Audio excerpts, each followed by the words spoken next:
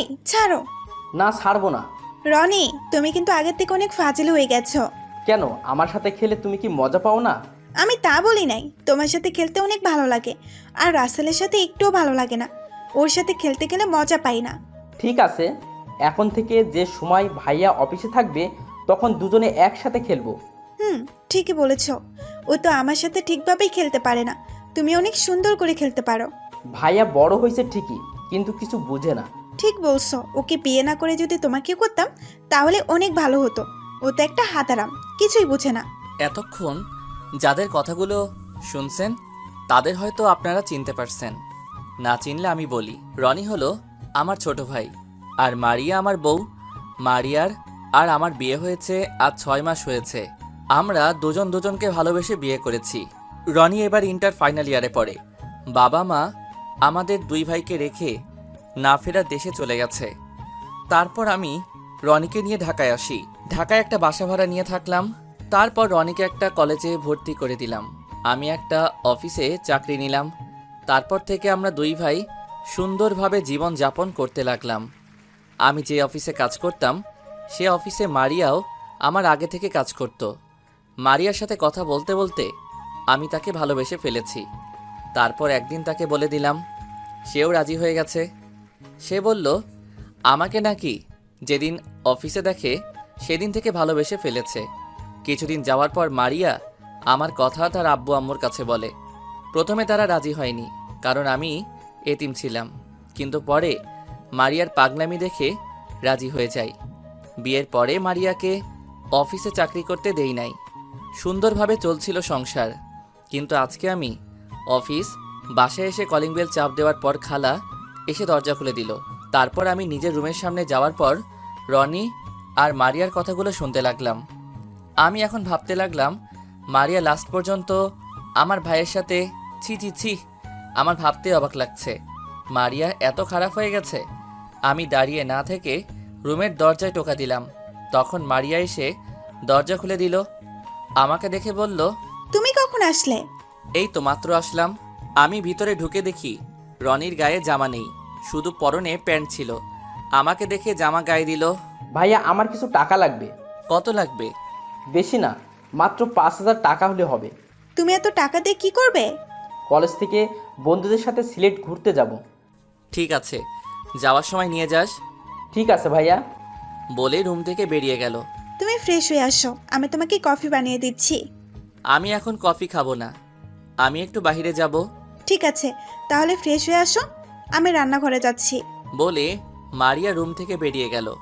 আমি দাঁড়িয়ে না থেকে ওয়াশরুমে ঢুকে ফ্রেশ হয়ে বিছানায় গিয়ে বসলাম। বিছানার দিকে তাকিয়ে দেখি সব কিছু এলোমেলো হয়ে আছে। আমি মারিয়াকে অনেক বিশ্বাস করতাম, কিন্তু আজকে নিজের কানে যেগুলো শুনলাম এরপর থেকে ওর প্রতি বিশ্বাস উঠে গেছে। আমি কি এমন দোষ করছিলাম যার জন্য তুমি আমার সাথে এত বড় প্রতারণা করলে?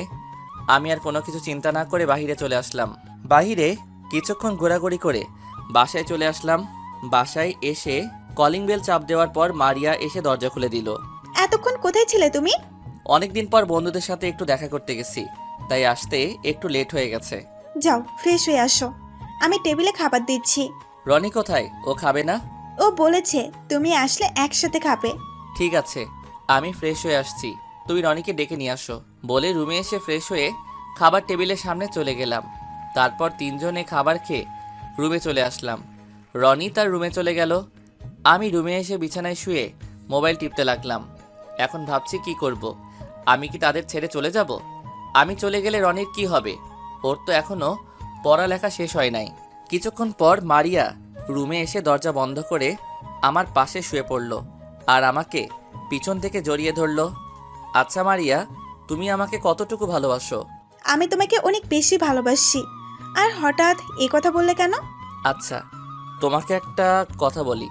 যদি কোনো মেয়ে স্বামী রেখে অন্য লোকের সাথে পরকীয়া করে তখন সে মেয়েকে কি করা উচিত? আমার জানা মতে ওই মেয়েকে ছেড়ে দেওয়া উচিত। কারণ যে মেয়ে স্বামী রেখে অন্য ছেলের সাথে এসব করে তারা কখনো ভালো হতে পারে না। তাকে বাসা থেকে বের করে দেওয়া উচিত আর ডিভোর্স দিয়ে দেওয়া উচিত। আর যদি মেয়েটা তার স্বামীর রক্তের কারোর সাথে করে তাহলে কি করা উচিত? আচ্ছা, আমাকে একটা কথা বলো তো, হঠাৎ তুমি এই ধরনের কথাগুলো বলছো কেন? না, এমনিই বলেছি। ঠিক আছে, তুমি ঘুমিয়ে পড়ো। তারপর মারিয়া আমাকে জড়িয়ে ধরে শুয়ে পড়ল। তার চেহারার দিকে তাকালে বোঝা যায় তার মতো নিষ্পাপ কোনো মেয়ে হয় না। আর রনির কথা কি বলবো, নিজের আপন ভাই হয়ে ওর ভাবির সাথে এরকম জঘন্য কাজ কিভাবে করতে পারলো। আর কোনো কিছু চিন্তা না করে ঘুমিয়ে পড়লাম। আজ 7 দিন পর অফিস থেকে বিকালে ছুটির পর আমি কোর্টে চলে গেলাম। তারপর ডিভোর্স পেপারটা নিয়ে বাসায় চলে আসলাম। ঠিকই ধরেছেন, আমি সব দিক দিয়ে চিন্তা করে দেখলাম মারিয়াকে আমি ডিভোর্স দিব। এই 7 দিনে আরও 2-3 বার এরকম দেখছি রনি মারিয়ার রুমে। তাদের কথা শুনে বুঝতে পারলাম তাদের মধ্যে কিছু একটা চলছে, তাই এই সিদ্ধান্ত নিতে বাধ্য হলাম। রাতে খাবার খেয়ে রুমে এসে বিছানায় শুয়ে পড়লাম। কিছুক্ষণ পর মারিয়া রুমে আসলো, এসে আমাকে জড়িয়ে ধরে শুয়ে পড়ল। মধ্যরাতে যখন মারিয়া ঘুমে বিভোর হয়ে আছে, তখন আমি বিছানা থেকে উঠে কাগজ নিয়ে 2টা চিঠি লিখলাম, একটা মারিয়ার জন্য আর একটা রনির জন্য। তাহলে শুনুন। প্রিয় মারিয়া, তোমার মতো মেয়েকে প্রিয় বলা মানায় না, তারপরেও বললাম, কারণ আমি তোমাকে অনেক বিশ্বাস করে ভালোবেসেছি। কিন্তু তুমি সেই বিশ্বাস রাখতে পারো নাই। শেষ পর্যন্ত কিনা তুমি আমার ছোট ভাইয়ের সাথে। ছি ছি ছি, আমার ভাবতেও অবাক লাগে তোমার মতো একটা খারাপ মেয়েকে ভালোবেসে বিয়ে করেছি। তুমি রনির সাথে কি করেছো আমি জানি, তাই তোমাকে ডিভোর্স দিতে বাধ্য হলাম। আমি সই করে দিচ্ছি, তুমিও সইটা করে দিও আর রনিকে বিয়ে করে নিও। আমার মতো ওর সাথে প্রতারণা করো না। এখন তুমি ছাড়া ওর কেউ নেই। দোয়া করি তোমরা দুজনে সুখী থাকো। ইতি, তোমার হতভাগা স্বামী। এই ছিল মারিয়ার জন্য চিঠি, আর রনির জন্য একটা লিখেছি। তাহলে শুনুন। প্রিয় ছোট ভাই আমার, আমি ভাবতে পারি নাই তুই আমার সাথে এরকম করবি। তুই লাস্ট পর্যন্ত তোর ভাবির সাথে। ছি ছি ছি, তোকে আমি কখনো মা বাবার বুঝতে দেই নাই, আর সে কিনা তুই। থাক আর বললাম না। আমি তোর মারিয়াকে ডিভোর্স দিয়ে দিচ্ছি, তুই ওকে বিয়ে করে সুখে থাকিস। আমি অনেক দূরে চলে যাচ্ছি, আমাকে খুঁজেও লাভ হবে না, আমাকে খুঁজে পাবি না। আমার দোয়া সব সময় তোর জন্য থাকবে। ভালো থাকিস। ইতি, তোর হতভাগা ভাই। এই ছিল রনির চিঠি। চিঠি দুটো লিখতে কখন যে চোখ থেকে 2 ফোঁটা পানি পড়ে গেল। ঘড়ির দিকে তাকিয়ে দেখি ভোর 5টা বাজে। তারপর ব্যাগটা গুছিয়ে মারিয়ার বালিশের উপর চিঠি এবং ডিভোর্স পেপার রেখে মারিয়ার দিকে কিছুক্ষণ তাকিয়ে রুম থেকে বেরিয়ে রনির রুমে আসলাম। রনির পড়ার টেবিলের উপর চিঠিটা রেখে রনির কপালে একটা চুমু দিয়ে বাসা থেকে বেরিয়ে আসলাম। তারপর রাস্তায় দিয়ে হেঁটে হেঁটে বাস কাউন্টারে চলে আসলাম। আমার বাসা থেকে বাস কাউন্টার কাছে, আসতে 10 মিনিট লাগে। তারপর একটা টিকিট কেটে বাসে গিয়ে বসলাম। বাস ছাড়বে 5টা 30 মিনিটে। এবার আপনাদের বলি, আমি এখন যশোর যাব, কারণ আমি বসকে বলে তার যশোর যে কোম্পানি আছে সেখানে বদলি হয়েছি। আমি ঢাকা থাকলে তাদের কথা মনে পড়বে। মারিয়ার থেকে আমার ছোট ভাইটার কথা বেশি মনে পড়ছে। কি করব বলুন, আমি তাদের সুখের জন্য দূরে চলে যাচ্ছি। আমি চাই তারা আমাকে ছাড়া সুখী থাকুক। প্রায় 5 ঘন্টা পর যশোর এসে পৌঁছে গেলাম। অফিস থেকে বাস কাউন্টারে আমার জন্য গাড়ি পাঠিয়েছে। তারপর গাড়ি করে অফিস থেকে দেওয়া বাসায় পৌঁছে গেলাম। আজ 5 বছর পর এখন আমি অন্য একটা অফিসে কাজ করি। আগের অফিসে ব্যবসা খারাপ হওয়ার কারণে বস সব কিছু বিক্রি করে বাইরে চলে যায়। এরপর আমি অন্য একটা অফিসে চাকরি করি। এই অফিসের বস ঢাকায় তার যে কোম্পানি আছে সেগুলো দেখাশোনা করে। আমি যশোরে তার এই অফিস দেখাশোনা করি, কারণ বস আমাকে আগে থেকে চিনে। ওনার সাথে ঢাকায় পরিচয়। এখানে বসের যে কাজ সেগুলো আমি করি। বলতে গেলে এই অফিসটা আমি চালাই। এখন আর মারিয়া এবং ছোট ভাই রনির কথা তেমন মনে পড়ে না, কারণ সারাদিন কাজে বিজি থাকি। শুধু রাতে ঘুমাতে গেলে একটু মনে পড়ে। গতকাল অফিসে একটা নতুন ম্যানেজার আসবে, কারণ আমার অফিসের ম্যানেজার 7 দিন আগে মারা যায়। গতকাল বস আমাকে ফোন দিয়ে বলল অফিসের জন্য নতুন ম্যানেজার আসবে, আমি যেন তার সব কাজ বুঝিয়ে দেই। এই নতুন ম্যানেজার নাকি বসের বন্ধু দিয়েছে। তো যাই হোক, সকালে ঘুম থেকে উঠে ফ্রেশ হয়ে নাস্তা করে বাহিরে এসে গাড়ি নিয়ে অফিসে যেতে লাগলাম। আমার বাসায় একজন কাজের মেয়ে রাখছি, সে আমার সব কাজ করে দেয়। অফিসে আসার পর সবাই আমাকে দেখে দাঁড়িয়ে সালাম দিল। আমি সালাম নিয়ে তাদেরকে বসতে বললাম। নিজের কেবিনে এসে চেয়ারে বসে অফিসের কিছু ফাইল দেখতে লাগলাম। হঠাৎ একটা মেয়ে দরজায় দাঁড়িয়ে বলল, ভিতরে আসতে পারি? জি আসুন। মেয়েটা ভিতরে এসে টেবিলের সামনে দাঁড়িয়ে বলল, আমি ঢাকা থেকে এসেছি। আমাকে রফিক স্যার পাঠিয়েছে। ঠিক আছে, বসুন। আর আপনার সার্টিফিকেটগুলো দেন। এই যে নিন। যেই না আমি মাথা উঁচু করে মেয়ের দিকে কাগজগুলো নিতে যাব, তখন মেয়েটাকে দেখে আমি মোটেও প্রস্তুত ছিলাম না। ঠিকই ধরেছেন মারিয়া, কিন্তু ও এখানে কিভাবে আসলো? তার মানে বস মারিয়াকে এই অফিসে ম্যানেজারের দায়িত্ব পালন করতে পাঠিয়েছে। মারিয়া হয়তো বিশ্বাস করতে পারছে না আমি এই অফিসে কাজ করি। মারিয়া আমাকে দেখে বলল, রাসেল, তুমি এখানে? তোমাকে আমি কত জায়গায় খুঁজেছি, কিন্তু কোথাও পাইনি। হ্যালো, এটা অফিস, আর আপনি আমার নাম ধরে ডাকছেন কেন? এখানে আমি আপনার বস, সো স্যার বলে ডাকবেন। মারিয়া হয়তো আমার কাছ থেকে এরকম কথা আশা করে নাই। মারিয়া মাথা নিচু করে কান্না করতে আসে। তোর মতো মেয়েকে আমি কখনো ক্ষমা করব না। শুধু ছোট ভাইয়ের জন্য কিছু না বলে চলে এসেছি, তা না হলে বাসা থেকে ঘাড় ধাক্কা দিয়ে বের করে দিতাম। এই 5টা বছরে মারিয়ার চেহারা অনেক পরিবর্তন হয়ে গেছে। কেমন যেন চেহারাটা আগের থেকে খারাপ হয়ে গেছে, আগের থেকে শুকিয়ে গেছে। হয়তো রনিকে বিয়ে করে সুখে নেই, আর এত বছরে হয়তো ছেলে সন্তান হয়ে গেছে। আমার সাথে চলুন, আপনার কাজগুলো বুঝিয়ে দিচ্ছি। মারিয়া কোনো কথা না বলে আমার পিছনে আসতে লাগলো। আমি আগে সবার সাথে পরিচয় করিয়ে দিলাম, তারপর মারিয়ার কেবিনে গিয়ে তাকে কাজ বুঝিয়ে দিয়ে নিজের কেবিনে চলে আসলাম। নিজের কেবিনে বসে ল্যাপটপে কাজ করতে লাগলাম। হঠাৎ রিয়া দরজার সামনে দাঁড়িয়ে বলল, আসতে পারি স্যার? আসো। স্যার, এই ফাইলটায় একটা সই লাগবে। ঠিক আছে, দাও। রিয়ার ফাইলটা সই করে দিলাম। রিয়া কেবিন থেকে চলে গেল। এখন আমি ভাবতে লাগলাম, রনি কোথায় আছে, কি করে? ওর চেহারা দেখি না। আজ 5 বছর হয়েছে। দুনিয়ায় আমি ছাড়া তার আপন কেউ নেই। মারিয়াকে কি জিজ্ঞেস করব? না না, ওকে বলা যাবে না। এত বছর যখন ভুলে থাকতে পারছি, এখনো পারবো। কি না করেছি তাদের জন্য, তার প্রতিদান এইভাবে দিল। রনির কথা মনে পড়তো না যদি মারিয়াকে না দেখতাম। হয়তো তারা এখন বিয়ে করে সুখে আছে। থাকুক তারা সুখে, আমি তো ডিভোর্স দিয়ে চলে এসেছি। এসব কথা ভাবতে ভাবতে দুপুরের খাবারের টাইম হয়ে গেছে। কেবিন থেকে বেরিয়ে আসতেই মারিয়ার কেবিনের দিকে তাকালাম।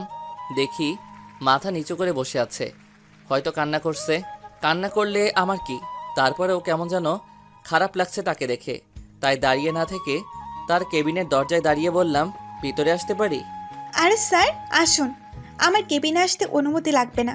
আমি ভিতরে ঢুকে দেখি মারিয়ার চোখ লাল হয়ে আছে, হয়তো অনেক কান্না করছে। আমি তার সামনে গিয়ে বললাম, আপনি খাবার খাবেন না? সবাই তো খাবার খেতে চলে গেছে। আমার খিদে নাই। আপনি তো খাবার না খেলে অসুস্থ হয়ে যাবেন। আমি জানি মারিয়া ঠিক টাইমে খাবার না খেলে অসুস্থ হয়ে যায়, তাই বললাম, আমার কিছুই হবে না, আপনি গিয়ে খেয়ে আসুন। আমি আর কোনো কথা না বলে কেবিন থেকে বেরিয়ে এসে ক্যান্টিনে এসে খাবার খেয়ে মারিয়ার জন্য 1 প্যাকেট বিরিয়ানি নিয়ে গেলাম। ভিতরে ঢুকে দেখি মারিয়া মাথা নিচু করে বসে আছে। নিন, খাবারটা খেয়ে নিন। আর এটা অফিস, ঘুমানোর জায়গা না। আমি গেলাম, আমার হাতে কাজ আছে। আমি বলছি খাবো না, আপনি খাবার নিয়ে যান। খাবার খাবেন না ফেলে দিবেন সেটা আপনার ব্যাপার। আমি গেলাম বলে মারিয়ার কেবিন থেকে বেরিয়ে এসে নিজের কেবিনে চলে আসলাম। চেয়ারে বসে কাজ করতে লাগলাম। হঠাৎ ফোনটা বেজে উঠল। তাকিয়ে দেখি বস ফোন দিছে। আসসালামু আলাইকুম স্যার, কেমন আছেন? ওয়ালাইকুম আসসালাম, ভালো আছি। তুমি কেমন আছো রাসেল? জি স্যার, আলহামদুলিল্লাহ ভালো আছি। তোমাকে যে কারণে ফোন দিয়েছি, মারিয়াকে এখন থেকে তোমার সাথে করে অফিসে নিয়ে যাবে এবং বাসায় নিয়ে আসবে। আর তুমি যে ফ্ল্যাটে থাকো তার পাশে যে ফ্ল্যাটটা খালি আছে সেখানে মারিয়াকে থাকার ব্যবস্থা করে দিবে। ঠিক আছে স্যার। শালা আর কাউকে পেলি না, যার জন্য 5 বছর দূরে চলে এসেছি, এখন তাকে সাথে করে অফিসে নিয়ে এবং বাসায় নিয়ে আসবো? ফোন কেটে কাজে মন দিলাম। বিকেলে অফিস ছুটি হওয়ার পর বাহিরে আসলাম। বাহিরে এসে দেখি মারিয়া দাঁড়িয়ে আছে। আমি গাড়ি বের করে তার সামনে গেলাম। গাড়িতে উঠুন। হুম। মারিয়া গাড়ির পিছনে উঠতে গেলে আমি তাকে বলি, আমাকে কি আপনার ড্রাইভার মনে হয়? কেন স্যার? তাহলে তুমি সরি, আপনি গাড়ির পিছনে বসতে গেলেন কেন? সামনে এসে বসুন। মারিয়া কোনো কথা না বলে সামনের সিটে এসে বসলো। আমি মনে মনে বলি, তোর মতো মেয়েকে উচিত শিক্ষা না দিলে ভালো হবি না। তারপর আমি গাড়ি চালিয়ে বাসায় চলে আসলাম। মারিয়া গাড়ি থেকে নেমে দাঁড়িয়ে রইল। আমি গাড়িটা পার্কিং করে আসার পর তাকে বলি আমার সাথে আসার জন্য। মারিয়া আমার পিছনে পিছনে আসতে লাগলো। মারিয়া হয়তো ভাবছে লিফটে করে যাব, কিন্তু না, আমি তাকে হাঁটাতে হাঁটাতে আমার সাথে করে উপরে নিয়ে আসলাম। তিনতলায় আসার পর তার ফ্ল্যাটের চাবি ওর হাতে দিলাম। এটা আপনার রুম, আর পাশেরটা আমার। আর যদি কিছু লাগে আমাকে বলবেন। আর এই নিন আপনার অগ্রিম 1 মাসের বেতন। যা যা লাগবে কিনে নেবেন। আপনার নাম্বারটা দেওয়া যাবে? কেন, নাম্বার দিয়ে কি করবেন? না, যদি কিছু দরকার হয় তাহলে আপনাকে ফোন দিয়ে বলতাম। ঠিক আছে, নিন। তারপর নাম্বার দিয়ে আমি আমার রুমে ঢুকে গেলাম। তার রাতে খাবার খেতে যাওয়ার পর মারিয়ার কথা মনে পড়ল। ও হয়তো কিছু খায়নি, তাই কাজের মেয়ের হাতে ওর জন্য খাবার পাঠিয়ে দিলাম। কেন জানি মারিয়াকে দেখে অনেক মায়া লাগে। খাবার খেয়ে রুমে চলে আসলাম। রুমে এসে শুয়ে শুয়ে ভাবতে লাগলাম, কেন করেছিলে আমার সাথে এরকম? যদি এরকম না করতে তাহলে কত সুন্দর করে জীবনযাপন করতে। তোমার কোনো কিছুর কমতি রাখি নাই। তোমাকে ভালোবাসাটা আমার অপরাধ ছিল, তাহলে কেন করলে এমন? আমি তো কোনো দোষ করি নাই। তুমি জানো, এখনও রাতে শুতে গেলে তোমার কথা মনে পড়ে। ইচ্ছে করে তোমাকে গিয়ে জড়িয়ে ধরে বলি, আমি তোমাকে এখনও ভালোবাসি মারিয়া। কিন্তু সেটা বলার অধিকার তুমি রাখো নাই। দেখতে দেখতে 1 মাস চলে গেল। মারিয়া আমার সাথে তেমন কথা বলে না, শুধু কাজ ছাড়া বাড়তি কথা বলে না। সকালে ঘুম থেকে উঠে ফ্রেশ হয়ে নাস্তা করে বাসা থেকে বেরিয়ে গাড়িতে গিয়ে বসলাম। আসার সময় মারিয়ার দরজায় টোকা দিয়ে আসলাম। মাঝে মাঝে মনে হয় আমি যেন কিছু একটা ভুল করছি, আমি কারোর সাথে অন্যায় করেছি। কেন আমার এমন কিছু মনে হয়? কিছুক্ষণ পর দেখি মারিয়া বাসা থেকে বেরিয়ে আসলো। মারিয়া এসে সামনের সিটে বসলো। আমি কেমন জানি মারিয়ার প্রতি দুর্বল হয়ে যাচ্ছি। আমার কেন এমন হচ্ছে কিছুই বুঝতে পারছি না। মারিয়া আজকে শাড়ি পরেছে, দেখতে একদম পরীর মতো লাগছে। ইচ্ছে করে তাকে জড়িয়ে ধরি, তার হাত ধরে গাড়ি চালাতে। তো যাই হোক, অফিস আসার পর মারিয়া গাড়ি থেকে নেমে অফিসের ভিতরে চলে গেল। আমি গাড়ি পার্কিং করে ভিতরে গেলাম, নিজের কেবিনে গিয়ে কাজ করতে লাগলাম। হঠাৎ করে একটা ছেলে বলল, আসতে পারি স্যার? আসুন। আপনি কেমন আছেন স্যার? আলহামদুলিল্লাহ ভালো আছি। আপনি কেমন আছেন?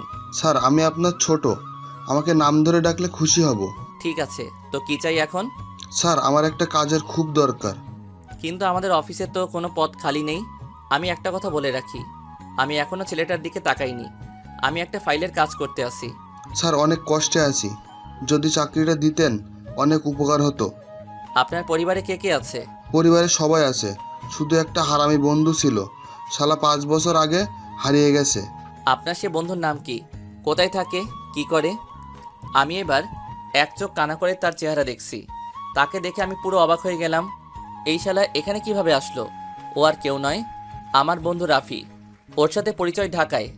আমি আগে যে অফিসে চাকরি করতাম সেখান থেকে পরিচয়। রাফি আমার কথা শুনে চেয়ার থেকে উঠে এসে আমাকে মারতে শুরু করলো। আরে থাম থাম, এইভাবে মারলে তো মরে যাব।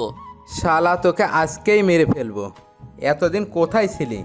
তোর নাম্বার বন্ধ, তোর কোনো খোঁজ খবর নেই। কোথায় হারিয়ে গেলি? তোকে এসব পরে বলবো, আগে বল তুই এখানে কিভাবে? আর আমি যে এই অফিসে কাজ করি তুই জানলি কিভাবে? আমি যশোর অফিসে কাজের জন্য এসেছি। হঠাৎ তোকে দেখি তুই গাড়ি নিয়ে এই অফিসে ঢুকলি। তারপর দারোয়ানকে বলে ভিতরে আসি। ও খুব ভালো করেছিস। বল কি খাবি, চা না কফি? চা হলেই হবে। ঠিক আছে, আমি চাচাকে বলে দিচ্ছি। আমি ফোন দিয়ে পিয়ন চাচাকে বললাম 2টো চা দিয়ে আসতে। এবার তোর কথা বল, কি কারণে এখানে চলে আসলি? তাহলে শোন। তারপর রাফিকে সব কিছু খুলে বললাম। আমার মনে হয় তোর কোনো ভুল হচ্ছে। কেন বললি এ কথা? আমি নিজের কানে শুনেছি। একদিন রনিকে খালি গায়ে দেখেছি, শুধু পরনে প্যান্ট ছিল। সেদিন বিছানা পুরো এলোমেলো ছিল। তারপরও বলবি তারা কিছু করে নাই? তারপরেও বলবো তোর কোথাও ভুল হচ্ছে, কারণ তুই তাদের কথা শুনলি, বিছানা এলোমেলো দেখলি, রোয়ানিকে খালি গায়ে দেখলি, আবার বলছিস তার পরনে প্যান্ট ছিল। তাহলে কেমনে বিশ্বাস করি? তুই যদি নিজের চোখে দেখতি তাহলে বিশ্বাস করতাম। এখানে হয়তো তোর কোনো ভুল আছে। তুই যদি তাদের হাতে নাতে ধরতি তাহলে মানা যেত। তোর জিনিসটা ভালো করে যাচাই বাছাই করা দরকার ছিল। আর যেটা মনে হয়েছে সেটা বললাম, বাকি তোর বুঝ। তারপর রাফি আরও কিছুক্ষণ থেকে চলে গেল। আমি কিছুক্ষণ কাজ করে কেবিন থেকে বেরিয়ে মারিয়ার কেবিনের দিকে তাকালাম। ওর দিকে তাকিয়ে দেখি কার সাথে যেন ফোনে হেসে হেসে কথা বলছে। হয়তো রনির সাথে কথা বলছে। বিকেলে অফিস থেকে বাসায় যাওয়ার সময় মারিয়াকে জিজ্ঞেস করলাম, রনি এখন কি করে, কোথায় থাকে? কিছুদিন হয়েছে পড়ালেখা শেষ করেছে, এখন একটা অফিসে চাকরি করে। তার পড়ালেখার খরচ কিভাবে চলছে? আমি একটা অফিসে চাকরি নিচ্ছি, যা বেতন পেতাম তাদের সংসার চালিয়েছি, আর রনের পড়ালেখা চলছে। ও, আমি আর কোনো কথা বললাম না। বেশি কথা বললে তার মায়ায় পড়ে যাব। এমনি তাকে দেখলে আমি কেন জানি ওর প্রতি দুর্বল হয়ে পড়ি। বাসায় আসার পর মারিয়া গাড়ি থেকে নেমে চলে গেল। আমি গাড়ি পার্কিং করে বাসার ভিতরে চলে গেলাম। পরের দিন অফিসে বসে কাজ করতে আসি। হঠাৎ একটা পিচ্চি মেয়ে আমার রুমে আসলো। চেহারা দেখতে একদম মাশাআল্লাহ, অনেক সুন্দর। হঠাৎ তার পিছনে দিয়ে যে ঢুকলো, তাকে দেখে আমি পুরো অবাক হয়ে গেলাম। অভিমান বেশি সময় বাঁচিয়ে রাখতে নেই। বহু বছর পর অভিমান ভাঙলে গিয়ে দেখবে যার সাথে অভিমান শেয়ার নেই, হয়তো দূরে কোথাও হারিয়ে গেছে, আর তখন সরি বলার সুযোগটুকুও হারিয়ে যাবে। কান্নার মতো গভীর কিছু নেই। একজনের দুঃখ অন্যজনকে স্পর্শ করে না, কিন্তু একজনের চোখের জল অন্যজনকে স্পর্শ করে। হঠাৎ তার পিছন দিয়ে যে ঢুকলো, তাকে দেখে আমি পুরো অবাক হয়ে গেলাম। ঠিকই ধরেছেন, এ আর কেউ নয়, আমার ছোট ভাই রনি। ও এখানে কেন? আমার মনে হয় মারিয়া বলেছে। তাহলে এই বাচ্চা মেয়েটা তাদের, দেখতে একদম মারিয়ার মতো হয়েছে। রনি আমার সামনে আসলো। তখন আমি বললাম, তুই এখানে কেন এসেছিস? আপনার কাছে কিছু জানতে এসেছি। আমার কাছে কি জানতে এসেছিস? আমাদের ছেড়ে কেন এসেছেন? সেটা তুই ভালো করে জানিস। আমি কিছুই জানি না, আপনার কাছে জানতে চাই। আমি তোর কাছে বলতে বাধ্য নই। তুই এখনই আমার কেবিন থেকে বেরিয়ে যা। আর কারো কেবিনে ঢুকতে অনুমতি লাগে, সেটা মনে হয় তোর জানা নেই। সব কিছু জানা আছে, শুধু আপনার কাছ থেকে কিছু জানতে এসেছি। জানা হয়ে গেলে চলে যাব। আমি এখানে থাকতে আসি নাই। কি জানতে চাস? আমাকে আর ভাবিকে না বলে কেন চলে এসেছেন? কি অপরাধ ছিল আমাদের? আমি জানতে চাই। তুই আর তোর ভাবি আমার সাথে প্রতারণা করেছিস। তুই তোর ভাবির সাথে রুমে কি করেছিস?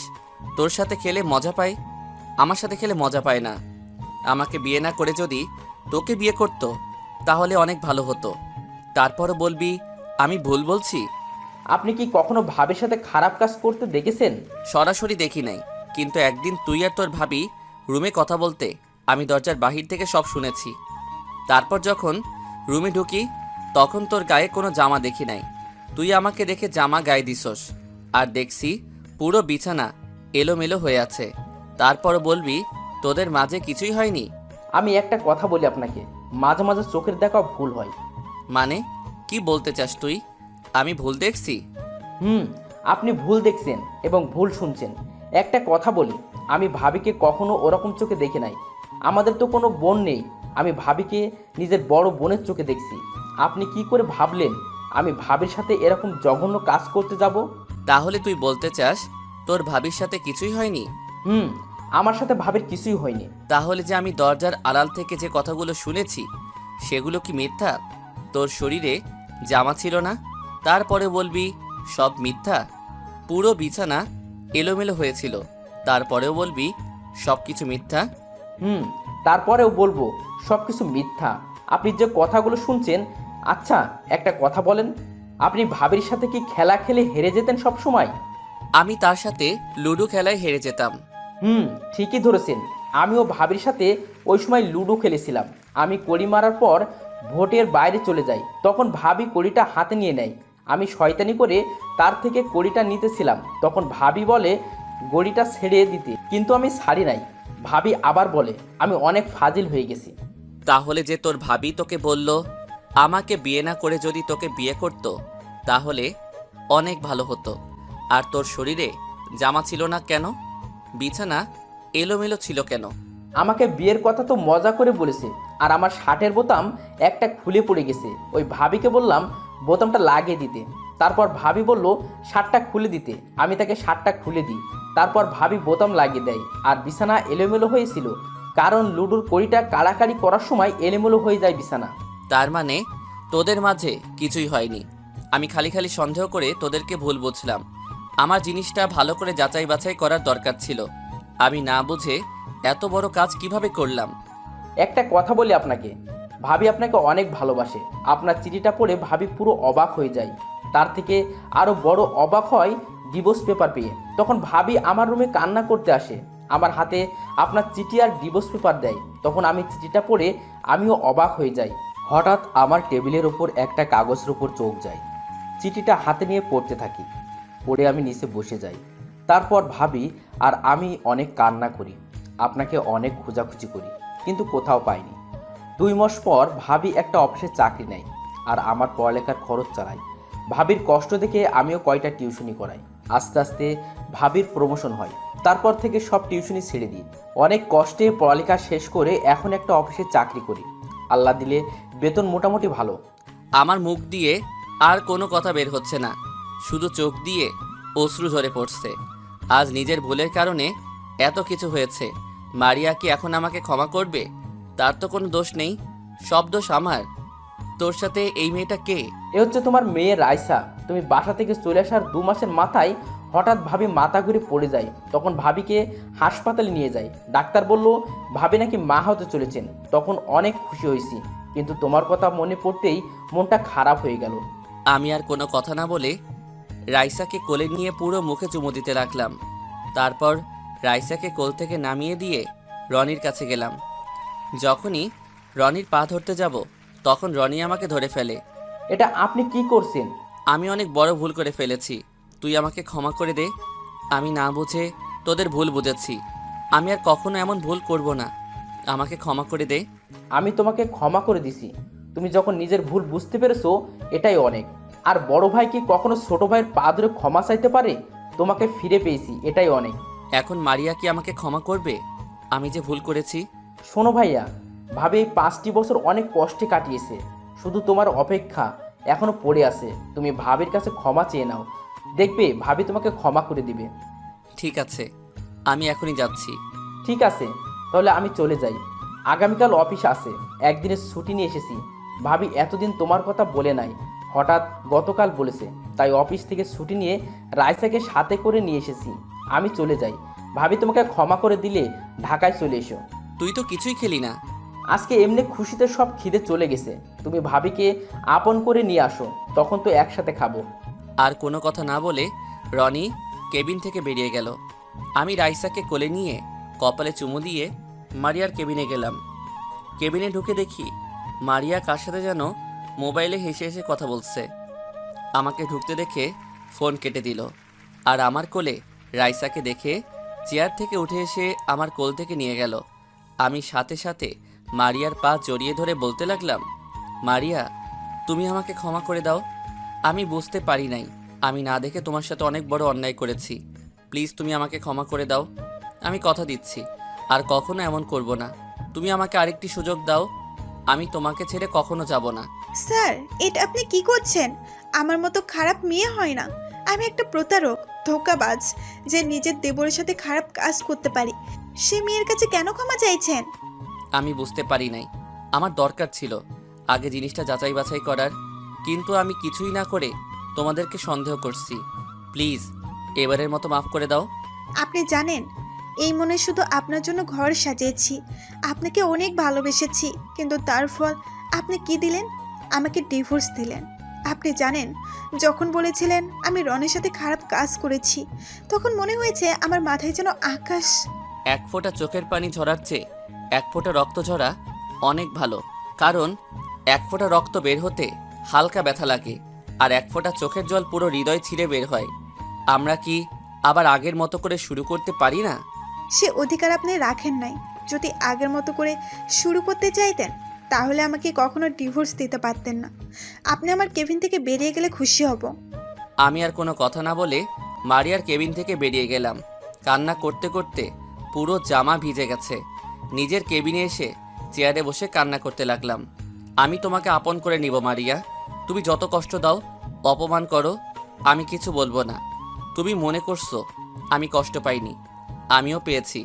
আজ আমার ভুলের জন্য এত কিছু হয়েছে। ওয়াশরুমে ঢুকে ফ্রেশ হয়ে কাজে মন দিলাম, কিন্তু কোনোভাবে কাজ করতে পারছি না, তাই কেবিন থেকে বেরিয়ে গেলাম। বাহির হওয়ার সময় মারিয়ার কেবিনের দিকে তাকিয়ে দেখি আবারও কার সাথে যেন হেসে হেসে কথা বলছে মোবাইলে।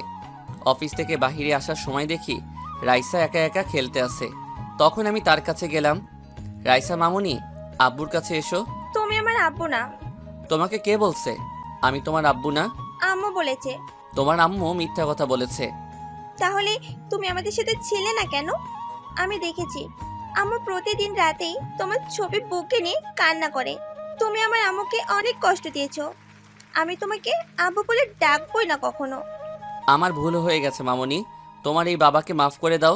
যদি আম্মু তোমাকে মাফ করে দেয় তাহলে আমিও তোমাকে মাফ করে দিব আর আব্বু বলেও ডাকবো। এ কথা বলে রাইসা মারিয়ার কেবিনে চলে গেল। এখন নিজেকে শেষ করে দিতে ইচ্ছে করছে। আজ আমার ভুলের জন্য আমার মেয়েও রাগ করে আছে। আল্লাহ, তুমি বলে দাও এখন আমি কি করব? নিজের মেয়ের মুখে বাবা ডাকটা শুনতে পেলাম না। আমি একজন পাপী। আজ আমার জন্য এত কিছু হয়েছে। আমি অফিস থেকে বাইরে এসে গাড়ি নিয়ে একটা পার্কে চলে গেলাম। একটা নিরিবিলি জায়গায় বসে চোখের পানি ফেলতে লাগলাম। মারিয়াকে অনেক কষ্ট দিয়েছি, তাই এখন আমার উপর অভিমান করে আছে। হঠাৎ একটা জায়গায় চোখ পড়ল। রিয়ার মতো মেয়েকে দেখে একটা ছেলেকে জড়িয়ে ধরে বসে আছে। আমি তাদের সামনে গেলাম। রিয়া আমাকে এখানে হয়তো আশা করে নাই। স্যার আপনি এখানে? এমনি আসলাম, অফিসে ভালো লাগছে না, তাই পার্কে আসলাম। তা তুমি আজকে অফিসে যাও নাই কেন? আসলে স্যার সকালে ঘুম থেকে উঠতে দেরি হয়ে গেছে, তাই আর অফিসে যাইনি। সরি স্যার, কালকে থেকে এরকম হবে না। তা ওকে তোমার সাথে? আসলে স্যার মানে বুঝতে পেরেছি। তা কতদিনের সম্পর্ক? আজ 2 বছরের। তোমার বাবা মা জানে? এখনো জানায়নি। জীবন এখনো কোনো কাজ পায়নি, টাকার জন্য চাকরি করতে পারছে না। তুমি কতটুকু পর্যন্ত পড়েছো? স্যার অনার্স কমপ্লিট করেছি। ঠিক আছে, কালকে সার্টিফিকেটগুলো নিয়ে অফিসে দেখা করবে। ধন্যবাদ স্যার। এখানে ধন্যবাদ দেওয়ার কিছু নেই, তোমার সমস্যার কারণে চাকরিটা দিতেছি। স্যার আপনি অনেক বড় উপকার করলেন। ঠিক আছে, তাহলে এখন যাই।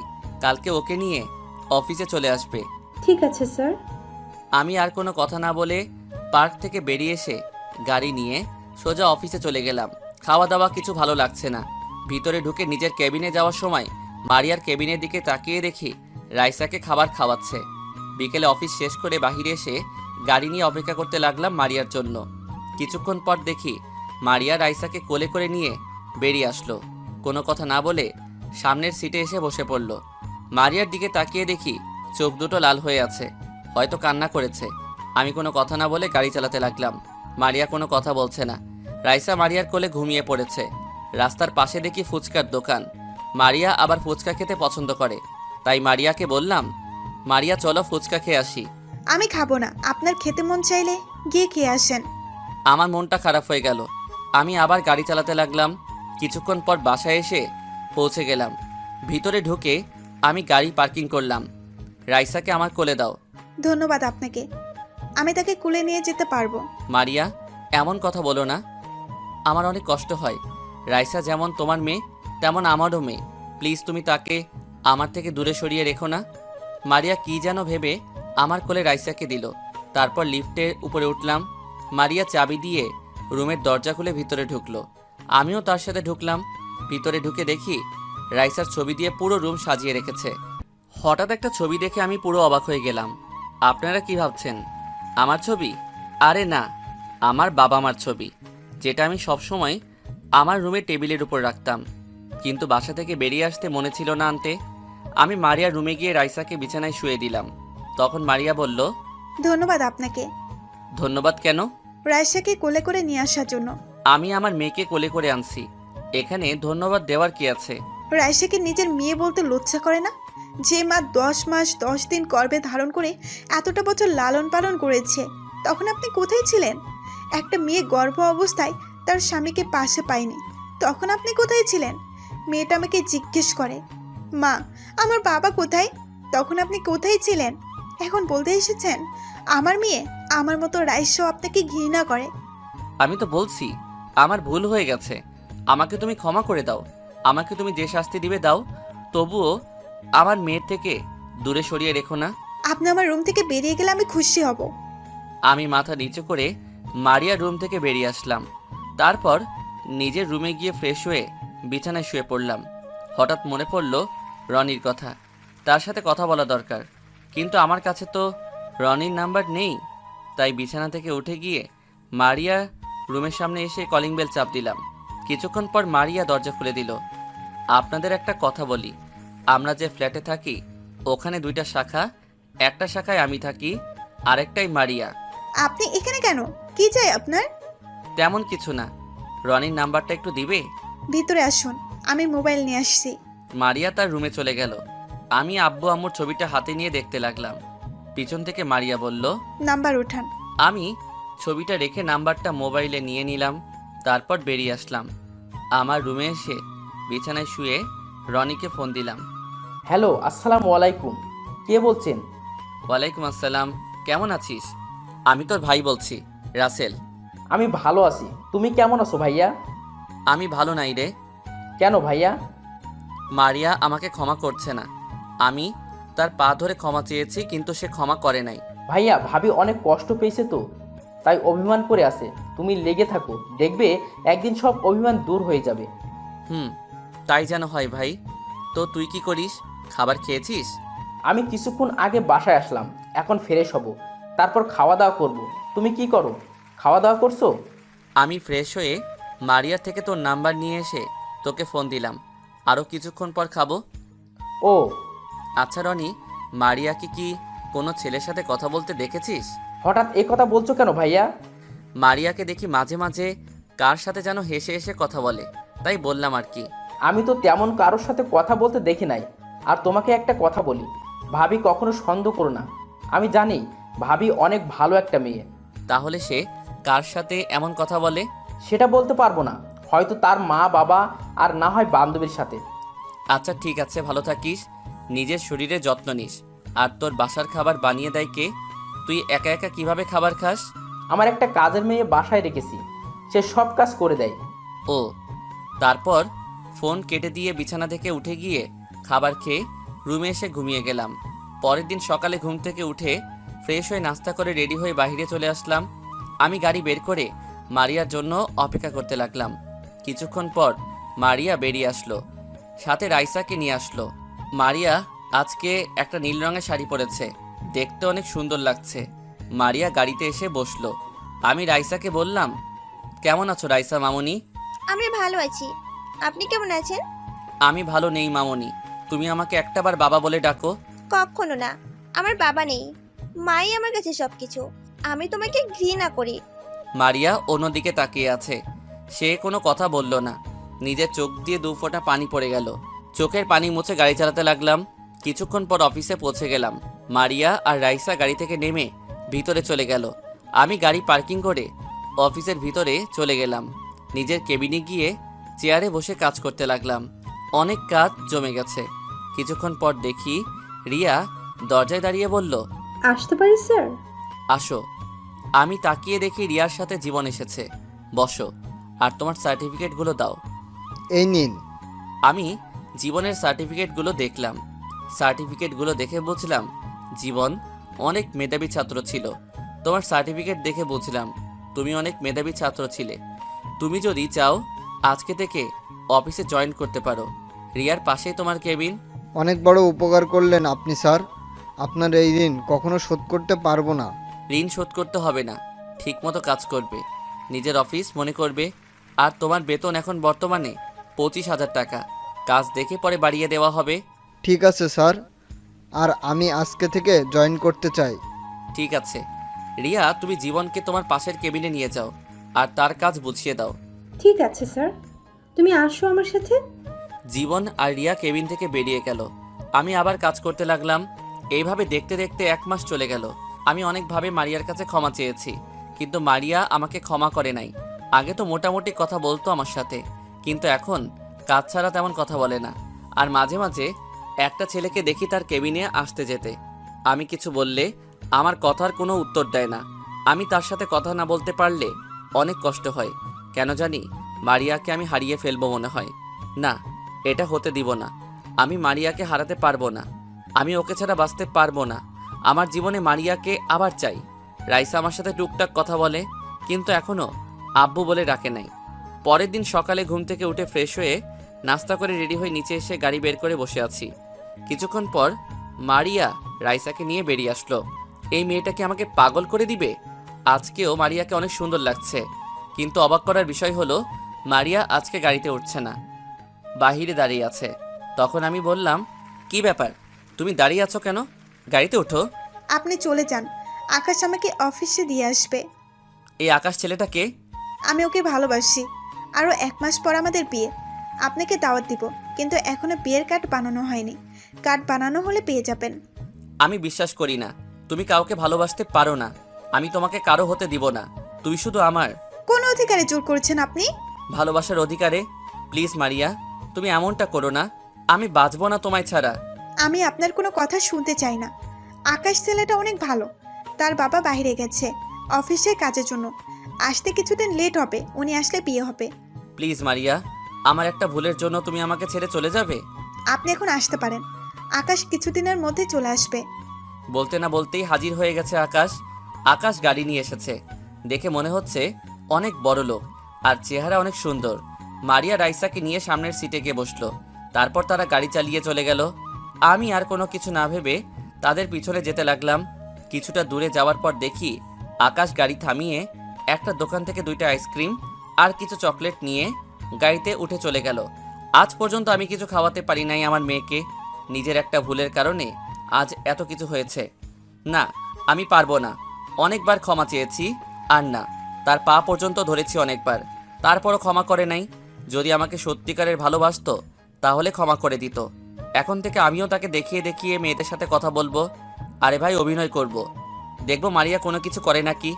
আমি আর কোনো কথা চিন্তা না করে চোখের পানি মুছে গাড়ি নিয়ে অফিসে চলে গেলাম। গাড়ি পার্কিং করে ভিতরে গিয়ে নিজের কেবিনে চলে গেলাম। আসার সময় দেখলাম মারিয়া আকাশের সাথে হেসে হেসে কথা বলছে কেবিনে। আপনারা হয়তো বলবেন কিভাবে দেখছি, আসলে মারিয়ার কেবিনে গ্লাস ফিটিং করা। আমি চেয়ারে বসে রিয়াকে ফোন দিয়ে বললাম জীবনকে সাথে করে নিয়ে আমার কেবিনে আসতে। কিছুক্ষণ পর দুজনেই আমার কেবিনে চলে আসলো অনুমতি নিয়ে। তোমরা দুজনে বসো। স্যার কেন ডেকেছেন? তোমাদের একটা সত্যি কথা বলবো আজকে। কি সত্যি কথা স্যার? অফিসের ম্যানেজারকে তোমরা চিনো? না স্যার, শুধু এটা জানি ম্যানেজার ম্যাম আপনার পাশের ফ্ল্যাটে থাকে, এর থেকে বেশি কিছু জানি না। ও আর কেউ নয়, আমার বউ। একটা ভুল বোঝাবুঝির কারণে তাকে আমি ডিভোর্স দেই। মানে কি হয়েছিল আপনাদের মাঝে? তাহলে শুনো, তারপর সব কিছু খুলে বললাম। স্যার একটা কথা বলি, আপনার জিনিসটা আগে যাচাই বাছাই করার দরকার ছিল, তাহলে এত কিছু হতো না। তুমি ঠিকই বলেছ। এখন আমি ওর কাছে অনেকভাবে ক্ষমা চেয়েছি, কিন্তু সে আমাকে পাত্তা দিচ্ছে না। তাই এখন তোমাদেরকে ডেকে আনলাম। কেন স্যার? আমার সাথে রিয়াকে অভিনয় করতে হবে। মারিয়া যেন বুঝে আমরা দুজন দুজনকে ভালোবাসি। জীবন, তোমার কোনো অসুবিধা হবে? এ কারণে রিয়ার সাথে তোমাকে আসতে বললাম। স্যার এটা আপনি কি বলছেন? আমার কোনো সমস্যা হবে না। যদি রিয়ার অভিনয়ে ম্যামকে ফিরে পান তাহলে আমি খুশি হব। ঠিক আছে। আর রিয়া, তোমার কোনো সমস্যা আছে থাকলে বলতে পারো। না স্যার, আমার কোনো সমস্যা নেই। আমি দোয়া করি আল্লাহ যেন মারিয়া ম্যামকে আপনার কাছে ফিরিয়ে দেন। ঠিক আছে, তাহলে জীবন তুমি গিয়ে কাজ করো, আমি রিয়াকে সবকিছু বুঝিয়ে দিচ্ছি। ঠিক আছে স্যার। জীবন কেবিন থেকে বেরিয়ে গেল। আমি রিয়াকে সবকিছু বুঝিয়ে দিলাম কেমনে কি করতে হবে। তারপর আমি মারিয়াকে ফোন দিয়ে আমার কেবিনে আসতে বললাম। কিছুক্ষণ পর মারিয়া আসলো। আসতে পারি স্যার? ও মিস মারিয়া, আসুন। মারিয়া হয়তো আমার কথাই অবাক হচ্ছে তাকে মিস বলাতে। আমাকে কেন আসতে বললেন স্যার? অফিসের সবার বেতন ঠিকভাবে বুঝিয়ে দিচ্ছেন তো? ঠিকভাবে। জি স্যার। তাহলে আজকের মধ্যে এই 5টি ফাইল রেডি করে দিবেন, না দিতে পারলে বেতন থেকে টাকা কেটে রাখা হবে। কিন্তু স্যার, এই ফাইলের কাজ তো আমার না, আমাকে দিচ্ছেন কেন? কেন, কোনো সমস্যা? বয়ফ্রেন্ডের সাথে তো ভালো গল্প করতে পারেন, এগুলো পারবেন না কেন? আপনাকে কি বসে থাকার জন্য চাকরি দিছে? আমি কোনো কথা শুনতে চাই না। এই নাও তোমার কফি। ও তুমি? তোমার হাতের কফি না খেলে আমি আবার কাজ করতে পারি না। এই কারণে তো প্রতিদিন তোমাকে নিজের হাতে কফি বানিয়ে খাওয়ায়। আপনি এখনো দাঁড়িয়ে আছেন কেন? যান, গিয়ে ফাইলগুলো রেডি করে দেন। মারিয়া কোনো কথা না বলে ফাইলগুলো হাতে নিয়ে কেবিন থেকে বেরিয়ে গেল। চেহারা কেমন যেন হয়ে গেছে, হয়তো আমার এমন ব্যবহার আশা করে নাই। রিয়া, এবার তুমি গিয়ে কাজটা করো, যখন ফোন দিব তখন চলে আসবে। ঠিক আছে স্যার। আর ম্যামের চেহারা দেখে বুঝলাম অনেক কষ্ট পেয়েছে।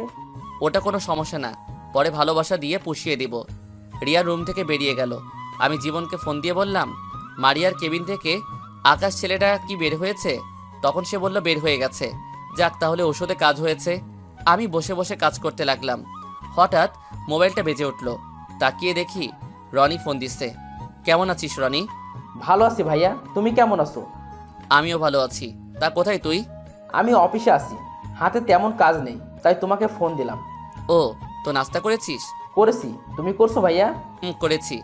আচ্ছা রনি, মারিয়া কি তোকে কিছু বলেছে? কেন ভাইয়া? মারিয়া নাকি আকাশ নামে একটা ছেলেকে ভালোবাসে, আবার তারা নাকি বিয়ে করবে। এই ব্যাপারে তুই কিছু জানিস?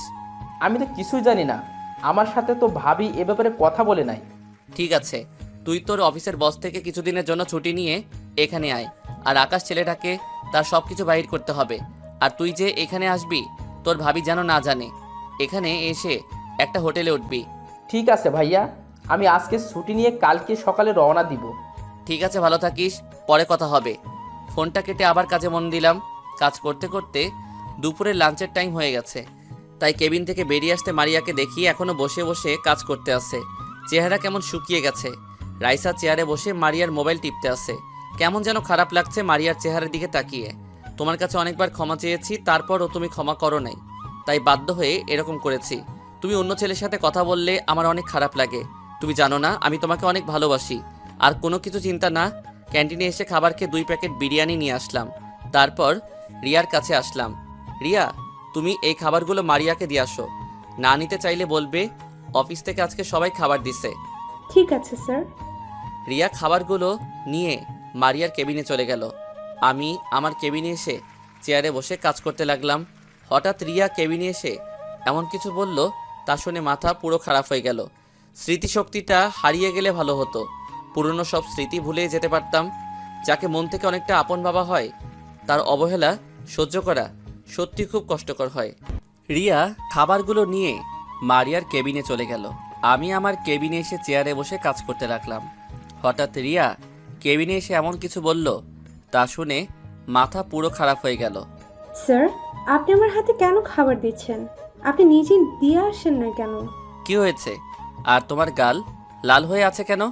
আমি ম্যামকে খাবারগুলো দিতে ম্যাম বলল খাবে না, কিন্তু আমি একটু জোর করাতে আমার গালে একটা থাপ্পড় মেরে দিল। সরি রিয়া, আমার জন্য মারিয়া তোমাকে থাপ্পড় মারছে। আমি যদি তোমাকে খাবারগুলো নিয়ে না পাঠাতাম তাহলে এমন কিছু হতো না। প্লিজ তুমি রাগ করো না, আমি ব্যাপারটা দেখছি। প্লিজ স্যার, আপনি ম্যামকে কিছু করবেন না। হয়তো সকালে কাহিনী নিয়ে আমার উপর রেগেছিল, তাই হয়তো এমন করেছে। তুমি বলছো তাই কিছু বললাম না, তা না হলে আজকে ওকে দেখিয়ে দিতাম। ঠিক আছে স্যার, আমি তাহলে যাই, হাতে কিছু কাজ বাকি রয়ে গেছে। ঠিক আছে যাও। রিয়া কেবিন থেকে বেরিয়ে গেল। আমি বসে কাজ করতে লাগলাম। বিকেলে অফিস ছুটির পর সবাই বাহির হয়ে গেছে, কিন্তু মারিয়া এখনো বসে বসে কাজ করতে আছে। আমার মেয়েটার চেহারা কেমন যেন শুকিয়ে গেছে। আমার ভুলের জন্য মেয়েটাও আমার কথা বলে না। আমি কিছু দিলে খায় না, কিন্তু বাহিরের একটা ছেলে দিলে খায়। আমি আজ পর্যন্ত নিজের হাতে রাইসাকে কিছু খাওয়াতে পারি নাই। অন্য লোকের হাতে খাবার খাওয়াই, মানুষ তাকে আদর করে খাবার দিলে খায়। তাই আমি অন্য লোকের হাতে খাবার দিয়ে বললাম আমার কথা যেন বলে। আমি মারিয়াকে ফোন দিয়ে আমার কেবিনে আসতে বললাম। কিছুক্ষণ পর মারিয়া কেবিনে আসলো। মিস মারিয়া, ফাইলগুলো কোথায়? অফিস তো অনেকক্ষণ আগে শেষ হয়েছে, সবাই চলে গেছে। ফাইলগুলো দেন। স্যার, আমার শরীরটা কেমন খারাপ লাগছে, আর আজকে মাত্র 2টা রেডি করছি। আমি কথা দিচ্ছি কালকে বাকি 3টা রেডি করে দিব। মারিয়ার চেহারার দিকে তাকিয়ে দেখি চোখ মুখ লাল হয়ে আছে, আর চেহারা কেমন শুকিয়ে গেছে। মনে হয় সকাল থেকে কিছু খাইনি। তার কথা শুনে মায়া লাগলো, তাই আর কিছু বললাম না। ঠিক আছে, কালকে যেন ফাইলগুলো রেডি পাই। জি স্যার। তা আপনার বয়ফ্রেন্ড আসবে নিতে, নাকি আমার সাথে যাবেন? ও, এখন বয়ফ্রেন্ড বলে কি হবে? কিছুদিন পর তো বিয়ে হবে। যখন বিয়ে হবে তখন দেখা যাবে, আর আমি আজকে আপনার সাথে যাব। ঠিক আছে, আপনি বাহিরে অপেক্ষা করুন, আমি আসতেছি। মারিয়া কোনো কথা না বলে চলে গেল। আমি একটা কাজ করে অফিস থেকে বেরিয়ে আসলাম। কি কাজ করলাম কিছুক্ষণ পর বুঝতে পারবেন। বাহিরে এসে দেখি মারিয়া রাইসাকে কোলে নিয়ে দাঁড়িয়ে আছে। আমি গাড়ি নিয়ে তাদের সামনে গেলাম। মারিয়া কোনো কথা না বলে সামনের সিটে বসে পড়ল। রাইসা মারিয়ার কোলে ঘুমিয়ে গেছে। হঠাৎ ফোনটা বেজে উঠল। হাতে নিয়ে দেখি রিয়া ফোন দিছে। হয়তো বুঝতে পারছেন কি কাজ করে এসেছি। আমি রিয়াকে ফোন দিয়ে বললাম 5 মিনিট পর যেন আমাকে ফোন দেয়। বলো রিয়া। বাসায় গেছো নাকি এখন অফিসে আছো? না রিয়া, মাত্র বাসায় যেতেছি। তুমি কি করো? অফিস থেকে এসে ফ্রেশ হয়ে বারান্দায় বসে কফি খাচ্ছি আর তোমার সাথে কথা বলছি। আমার আর তোমার কথা তোমার আব্বু আম্মুর কাছে বলেছো? বলেছি, তারা বলেছে তোমাকে আসার জন্য। ঠিক আছে, আমি কালকে যাব অফিস শেষ করে। এতক্ষণ মারিয়া চুপ করে আমার আর রিয়ার কথা শুনছে। হয়তো বুঝতে পারছে আমি রিয়াকে ভালোবাসি, তাই বাহিরের দিকে তাকিয়ে চোখের পানি ফেলাচ্ছে। আরও কিছু কথা বলে ফোনটা রেখে দিলাম। বাসায় আসার পর মারিয়া রাইসাকে কোলে নিয়ে যাওয়ার সময় আমি বললাম রাইসাকে আমার কোলে দাও। আমি নিতে পারবো, কারোর সাহায্য দরকার নেই। বলে চলে গেল। আমি আর দাঁড়িয়ে না থেকে উপরে চলে আসলাম। তাহলে ঔষধে কাজ করতে আসে। রুমে এসে ফ্রেশ হয়ে খাওয়া দাওয়া করে ঘুমিয়ে গেলাম। হঠাৎ সকালবেলা ফোনের শব্দে ঘুমটা ভেঙে গেল। মোবাইল হাতে নিয়ে দেখি রনি ফোন দিছে। বল রনি। ভাইয়া, তুমি কি এখনো ঘুমিয়ে আসো? হুম। ঘুমের থেকে ওঠো। আর আমি গতকাল রাতে রওনা দিছি। এখন আমি তোমার বাসা থেকে কিছুটা দূরে দাঁড়িয়ে আছি। তুই আমাকে ফোন দিলি না কেন? তোমাকে ফোন দিছি অনেক, কিন্তু তুমি ফোন ধরো নাই। সরি রে, মোবাইলটা বালিশের নিচে ছিল। রাতে শোয়ার সময় বাহির করছি, কিন্তু চালাই নাই। আচ্ছা বাদ দাও, তুমি রেডি হয়ে বেরিয়ে আসো। আর আমি দেখতে আসি তোমার বাসার সামনে একটা গাড়ি দাঁড়িয়ে আছে। ওইটা কি আকাশের গাড়ি? আমি বিছানা থেকে উঠে বাহিরে তাকিয়ে দেখি আকাশ গাড়ি নিয়ে অপেক্ষা করতে আছে। এটাই আকাশের গাড়ি। ওকে, তুমি চিন্তা করো না, আমি আজকের ভিতরে সব কিছু বের করব। ঠিক আছে, আর তুই চেহারা ঠেকে রাখিস যাতে তোকে চিনতে না পারে। ওটা তোমাকে বলতে হবে না। আচ্ছা, ভাবি রাইসাকে নিয়ে বেরিয়ে এসেছে। আমি এখন তাদের গাড়ি প্রো করব, তারপর তোমাকে জানাবো। রাখি। ফোন কেটে দেওয়ার পর আমি বিছানা থেকে উঠে ফ্রেশ হয়ে নাস্তা করে বাইরে এসে গাড়ি নিয়ে অফিসে চলে গেলাম। গাড়ি পার্কিং করে ভিতরে গেলাম। নিজের কেবিনে যাওয়ার আগে মারিয়ার কেবিনের ভিতরে তাকালাম। আজকে আর আকাশ ছেলেটা নেই। আমি নিজের কেবিনে চলে আসলাম। চেয়ারে বসে কাজ করতে লাগলাম। কাজ করতে করতে দুপুরে লাঞ্চের টাইম হয়ে গেছে। তারপর কেবিন থেকে বেরিয়ে আসতে মারিয়ার কেবিনের দিকে তাকিয়ে দেখি মারিয়া রাইসাকে নিয়ে খাবার খাচ্ছে। আজকে মারিয়াকে দেখে কেমন যেন খুশি খুশি লাগছে। আমার অনেক ভালো লাগছে। মারিয়া মনমরা হয়ে থাকলে আমার কাছে অনেক খারাপ লাগে। আমি চাই মারিয়া সবসময় হাসি খুশি থাকুক। ক্যান্টিনে এসে খাবার খেয়ে নিজের কেবিনে চলে আসলাম। বসে বসে কাজ করতে লাগলাম। হঠাৎ দরজায় দাঁড়িয়ে রনি বলল, ভিতরে আসতে পারি স্যার? আরে রনি, তুই ভিতরে আয়। সব খবর নিয়ে এসেছি আকাশের। আগে কাউকে দিয়ে আমার জন্য খাবার নিয়ে আসো। দুপুরে খাবার এখনো খাইনি। আকাশের পিছনে দৌড়াতে দৌড়াতে খাবার খাওয়া হয়নি। কি বলছিস তুই? আগে বলবি না? তুই গিয়ে ফ্রেশ হয়ে আয়, আমি পিয়ন চাচাকে দিয়ে খাবার নিয়ে আসছি। রনি ওয়াশরুমে ঢুকে ফ্রেশ হয়ে আসলো। আর আমি পিয়ন চাচাকে ফোন দিয়ে বললাম ক্যান্টিন থেকে 1 প্যাকেট বিরিয়ানি নিয়ে আসতে। কিছুক্ষণ পর চাচা খাবার নিয়ে আসলো। রনি খাওয়া শুরু করলো। খাওয়া দাওয়া শেষ করে রনি বলল, মারিয়াকে কিছু বলেছে? ও কি বলবে? রাসেল ভাইকে কষ্ট দিতে গিয়ে নিজেই কষ্ট পাচ্ছে। কারণ রাসেল ভাই একটা মেয়ের সাথে হেসে হেসে কথা বলে, আর দেখে মারিয়া আরও কষ্ট পায়। রাসেল ভাইয়া তো মাত্র 1 মাস কষ্ট সহ্য করতে পারে নাই, আর মারিয়া যে 5টা বছর অনেক কষ্টে কাটিয়েছে শুধু ওনাকে ফিরে পাওয়ার জন্য। মারিয়ার চোখে পানি দেখলে নিজের থেকে অনেক খারাপ লাগে। মেয়েটা অনেক কষ্ট পেয়েছে। দোয়া করি মারিয়া যেন তাড়াতাড়ি রাসেলকে আপন করে নিতে পারে। রাসেল তো মনে করেছে মারিয়া তোমাকে ভালোবাসে, কিন্তু সে এটা জানে না মারিয়া তাকে কষ্ট দেওয়ার জন্য তোমার সাথে অভিনয় করছে। তুমি ঠিক বলছো বিধি। রাসেল হয়তো জানে না আমি মারিয়ার বান্ধবীর বয়ফ্রেন্ড, মানে তোমার বয়ফ্রেন্ড। ঠিকই বলেছো। এই ছিল তাদের মধ্যে কথা। তার মানে মারিয়া আমাকে কষ্ট দেওয়ার জন্য আকাশের সাথে অভিনয় করে যাচ্ছে। অফিসে বসে কথা বলছে, ফোনে তার সাথে হেসে হেসে কথা বলছে। আমি তো মারিয়ার কাছে অনেকবার ক্ষমা চেয়েছি, তার পা পর্যন্ত ধরেছি। ভাবি তোমাকে বোঝাতে চাইছে কষ্ট জিনিসটা কেমন। ভাবি তো 5টি বছর কষ্ট পেয়ে এসেছে। ওর সব কষ্ট এখন থেকে আমি মাথা পেতে নিব। ঠিক আছে, আমি ভাবির কাছে গেলাম। রাইসাকে দেখি না, অনেক দিন হয়েছে। ঠিক আছে যা। রনি কেবিন থেকে বেরিয়ে গেল। আমি কাজে মন দিলাম। আর ওইদিকে রনি মারিয়ার কেবিনের দরজায় দাঁড়িয়ে বলল, আসতে পারি ম্যাম? আরে রনি, তুমি ভেতরে আসো। রনি ভিতরে ঢুকে রাইসাকে কোলে নিয়ে বলল, আমার চাচ্চুটা কেমন আছে? তুমি অনেক পচা চাচ্চু। আমাকে তুমি দেখতে আসো না, তোমার সাথে কথা বলবো না। চাচ্চু অফিসে অনেক কাজ, তাই আসতে পারি না। প্লিজ তুমি রাগ করো না। এই দেখো তোমার জন্য কতগুলো চকলেট এনেছি। সত্যি চাচ্চু? চাচ্চু। তা হঠাৎ করে আসলে যে? আমাকে তো বলনি তুমি আসবে। সারপ্রাইজ দিব বলে বলি নাই, আর রাইসাকে দেখতে ইচ্ছা করছিল তাই আসলাম। তা তোমার অফিসের কাজ কেমন চলছে? অনেক ভালো। আচ্ছা ভাবি, একটা কথা শুনেছি, কথাটা কি সত্য নাকি? কি কথা শুনেছো? ভাইয়ার কাছে শুনলাম তুমি নাকি আকাশ নামে একটা ছেলেকে ভালোবাসো, আরও 1 মাস পর নাকি বিয়ে করবে তাকে। মারিয়া রনির কথা শুনে হাসতে লাগলো। তখন রনি আবার বলল, ভাবি তুমি হাসছো যে? তোমার কথা শুনে না হেসে পারলাম না। মানে বুঝলাম না। তাহলে শোনো, আমি রাসেলকে কষ্ট দেওয়ার জন্য এই কথা বলেছি। আকাশ হলো আমার বান্ধবী তিথির বয়ফ্রেন্ড। আমি তাদের সাথে কথা বলে এরকম প্ল্যান করি। তুমি ভাবলে কি করে রাসেলকে ছাড়া আমি অন্য কাউকে ভালোবাসবো? রাসেল আমার এখনো পুরো হৃদয় জুড়ে আছে। আমি তাকে কখনোই ভুলতে পারবো না। ভাইয়া তো সত্যি মনে করেছে, তাই আমাকে ঢাকা থেকে ফোন করে নিয়ে আসলো আর আকাশকে তার সব খবর বাহির করতে। সকাল থেকে দুপুর পর্যন্ত আকাশের পিছনে যেতে সব কিছু জানতে পারলাম, তাই তোমার কাছে আবার শুনতে চাইলাম। তারপর মারিয়া যেটা বলল আমি তো অবাক হয়ে গেলাম। তাহলে রিয়া ছোট্ট একটা ভুলের কারণে যে অজুহাত দেখিয়ে চলে যায়, সে কখনো পাশে থাকার যোগ্য নয়। মিথ্যা আশ্বাস দিয়ে কাউকে সাময়িক আনন্দ দেওয়ার চেয়ে সত্য বলে কষ্ট দেওয়া অনেক ভালো। তারপর মারিয়া যেটা বলল আমি তো অবাক হয়ে গেলাম। তার মানে রিয়া সব কিছু বলে দিছে। আর আমি এটাও জানি রিয়া রাসেলের সাথে অভিনয় করছে আমাকে দেখানোর জন্য। রিয়া সকালে অফিসে আসার পর আমাকে সব কিছু খুলে বলেছে। তাহলে তুমি ভাইয়াকে মেনে নিচ্ছ না কেন? ভাইয়া তো তোমার কাছে ক্ষমা চেয়েছে, সে নিজের ভুল বুঝতে পেরেছে। তাকে এত তাড়াতাড়ি ক্ষমা করে দিই কিভাবে? আমি অনেক কষ্ট পেয়েছি, তাই তাকে ক্ষমা করি নাই। কিন্তু তাকে কষ্ট দিয়ে নিজেও কষ্ট পাই, তাই কিছুদিনের মধ্যে আপন করে নিব। কিছুদিন কেন? সেটা সময় হলে জানতে পারবে। আমি বুঝি না তোমার ভিতরে কি চলছে।